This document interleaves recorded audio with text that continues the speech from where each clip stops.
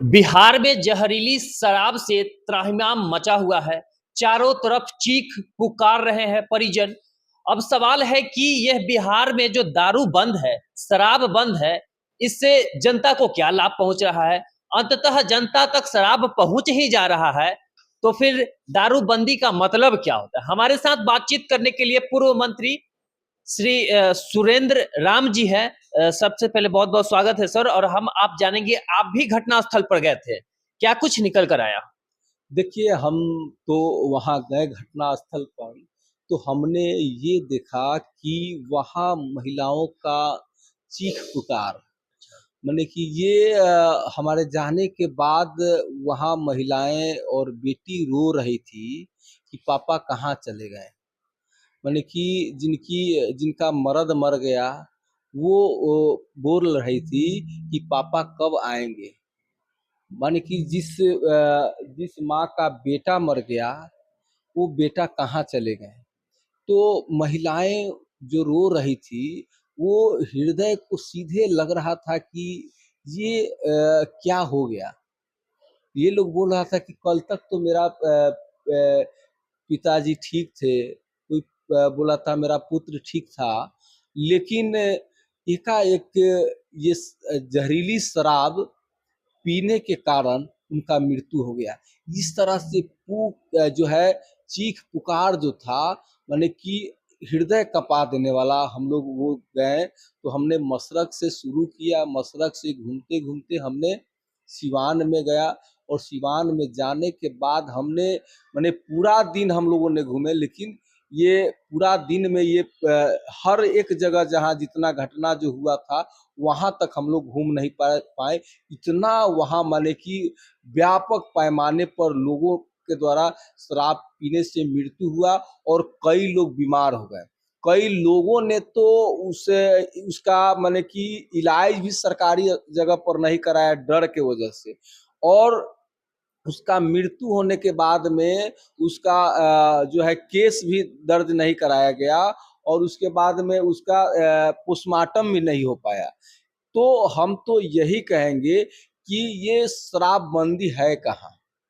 शराबबंदी को हम तभी न मानेंगे जब बिहार में जब शराब बिके नहीं, ये सरकारी ठेका से नहीं मिल रहा है, लेकिन जो शराब माफिया है, जो अवैध शराब के ठेकेदार हैं, उनके द्वारा तो मिल रहा है। तो हम तो यही कहेंगे कि नीतीश बाबू, आपका बहुत बड़ी महत्वाकांक्षी योजना है और आप इस बात को बोलते हैं कि महिलाओं के कहने के बाद ये शराबबंदी हुआ, तो आज जो जहरीली शराब पीने से जिन महिलाओं के पुत्र पिता और पति जो मरे हैं, उसका चीख पुकार का क्या होगा?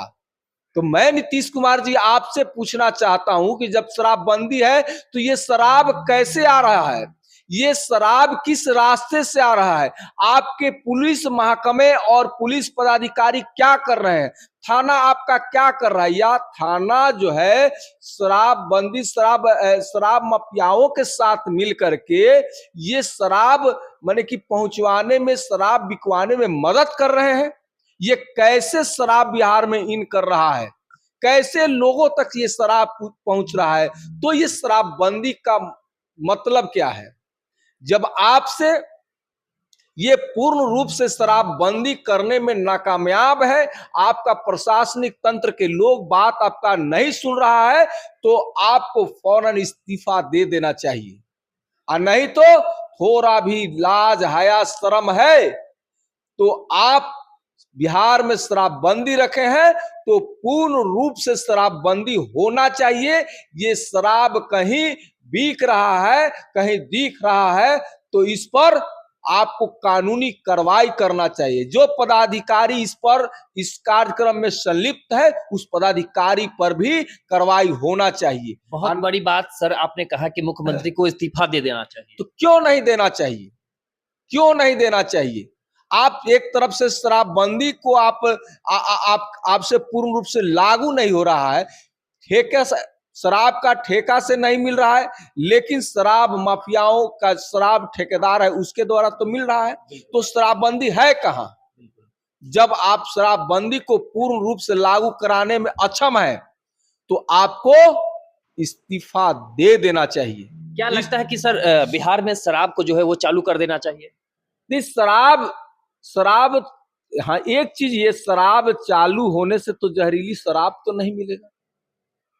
शराब बंदी है लेकिन फिर भी शराब मिल रहा है। वो शराब कौन सा मिल रहा है? तो जहरीली शराब मिल रहा है।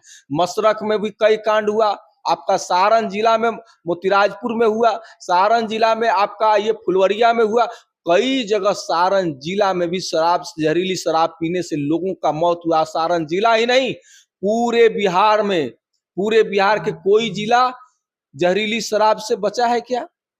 रोज जहरीली शराब बिक रहे हैं और लोग जो है पी रहे हैं, और रोज इस तरह की घटनाएं हो रही है। इसका जिम्मेवारी और जवाबदेही किन की बनती है? सरकार नीतीश जी की है, और जिम्मेवारी और जवाबदेही नीतीश बाबू को लेना पड़ेगा। और इसी जिम्मेवारी और जवाबदेही को निर्वहन करने में ये अक्षम मुख्यमंत्री है, इसलिए इनको इस्तीफा दे देना चाहिए। मतलब सुरेंद्र राम जी ये कहना चाहते हैं कि बिहार में शराब को चालू कर दिया जाए, जिससे जहरीली शराब से लोग ना मरेंगे। हम ये बोल रहे हैं कि जहां नीतीश जी माने कि जहरीली शराब जो मार्केट में बिक रहे हैं, उससे तो अच्छा है, उससे तो अच्छा है कि शराब के ठेका पर सही शराब बिके।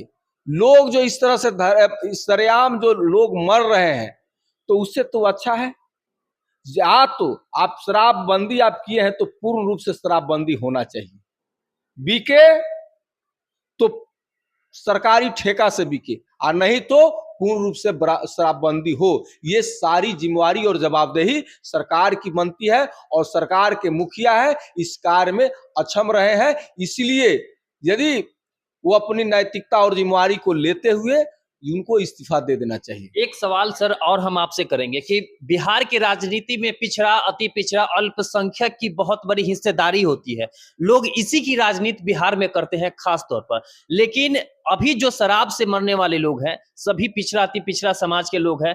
ना अभी तक जीतन राम मांझी पहुंच पाए हैं घटनास्थल तक, न चिराग पासवान पहुंच पाए हैं, और न ही कोई पिछड़ा का नेता वहां पहुंच पाया है, सिवाय पप्पू यादव को छोड़कर। क्या लगता है कि तेजस्वी जी उस घटनास्थल तक जाएंगे? देखिए, मैं ये आपको बताऊं कि इस घटना स्थल पर सरकार के जो लोग हैं, सरकार के लोग हैं, सरकार के मंत्री हैं, सरकार में मुख्यमंत्री नीतीश जी हैं, उस घटना स्थल पर कोई पहुंचा नहीं।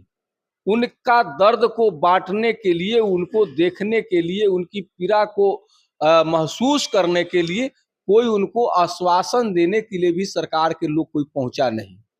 तो मैं ये बात बताऊं कि हमारे नौजवानों के नायक आदरणीय तेजस्वी बाबू, जो बिहार के प्रतिपक्ष के नेता है, उन्होंने टीम बेजाप्ते बना करके, उस टीम में हमारे जितेंद्र यादव पूर्व मंत्री जी थे, मढ़ौरा के विधायक, हम थे, उसके बाद ये आपका सिपाही लाल महतो जी थे, उसके बाद वीरेंद्र शाह थे, उसके बाद आपका जिला अध्यक्ष थे सुनील राय, और सिवान जिला से भी कई विधायक, बच्चा पांडे भी थे, और वहाँ के एमएलसी थे, वहाँ के जिला अध्यक्ष थे।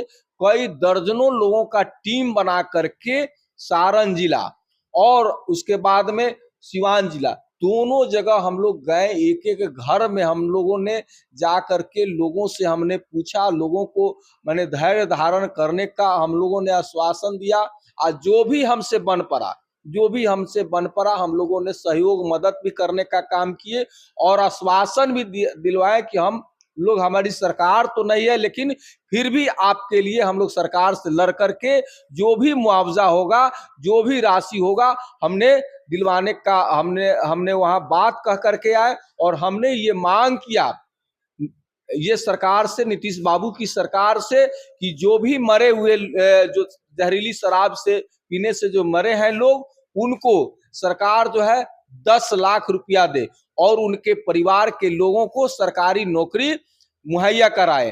तो ये सारी बात हम लोगों ने घूम घूम कर लोगों को कहे हैं, और कह करके ये सारे जो है हमारे आदरणीय नेता तेजस्वी बाबू के आह्वान पर, आदेश पर, हमारे राष्ट्रीय जनता दल की टीम जो है वहां जाकर के पहली बार उन लोगों से जाकर के हम लोगों ने सबसे पहले मिलने का हम लोगों ने काम किए। चलिए, बहुत-बहुत धन्यवाद। तो ये पूर्व मंत्री गरखा से विधायक भी हैं और इन्होंने स्पष्ट रूप से कहा है कि शराबबंदी जो है वो कहीं न कहीं लोगों को ज़्यादा प्रभावित कर रहा है। ऐसे में अगर शराब को चालू कर दिया जाए, तो जहरीली शराब से जो मरने का आंकड़ा है, ये बिहार में कम हो जाएगा। इसके साथ ही तमाम सवालों पर इन्होंने प्रमुखता से जवाब रखा है।